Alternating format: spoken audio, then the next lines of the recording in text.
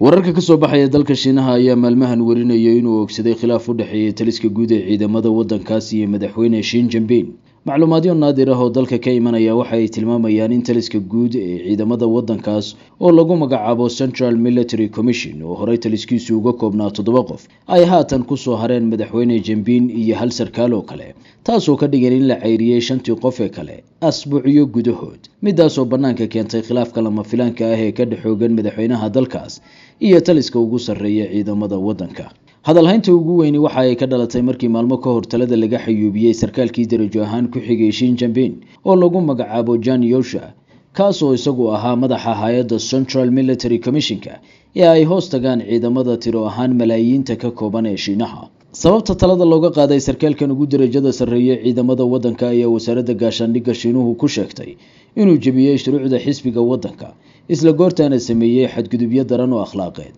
dadka ka faalooday arrintan ayaa ugu yeeray inay tallaabadani muujinayso hoos u dhac ku yimi awoodda madaxweyne Jinping oo sanadihii dhawaa joogteeyay inuu xilalka ka eriyo inta badan talisyadii ciidamada waddanka sida kuwa Navy-ga, ciidanka cirka, ciidamada madaafiicda, rocket force-ga loogu yeero ee dalka oo iyagu ah kuwa maamula awoodda hubeed iyo xitaa tan quwadda nukliyeerka ee Shiinaha. inkastoo wasaaradda gaashaandhiggu aysan si cad General Zhang musuqmaasuq ugu eedayn,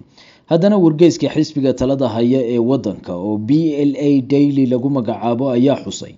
inaan loo dulqaadan doonin darajadii uu doonaba ha lahaado qofkii musuq ku kaca, taasoo loo fasirtay inay ugu duur xuleen hoggaanka ciidamada ee talada waayay. tan waxaa khubaradu ku tilmaantay khilaaf la qariyay ka xoogan inta haatan warbaahinta laga arko oo ka dhex socda ciidamada waddanka iyo madaxweyne Jinping oo falanqeeyayaashu ay su'aal gelinayaan karaankiisa awoodeed kadib khilaafyada istaraya, xilka ceyrinta, xariga iyo eedaynta ah ee kala dhaxeeya saraakiisha ciidamada. General Zhang waxaa dhinaca kale lagu warramay inuu ka mid ahaa saaxiibada ugu dhow ee madaxweyne Xi, xitaa labada nin aabayaashooda ayaa la wariyay inay jaal dhow ahaayeen, kasoo wada shaqeeyeen kacdoonadii shuuciyadda waddanka oo labadooduba uga jiraan liiska halyeynimo. taariikhda dheer ee Zhang iyo Xi Jinping iyo kala tagooda aan saada ku jirin waxa ay daboolka ka qaaday heerka ay gaarsiisan tahay xurgufta ka dhaxaloosan hoggaanka waddankan iyo taliska guud ee ciidanka lagu tiriyo mid ahaan kuwa ugu quwadda sarreeya dunida maanta.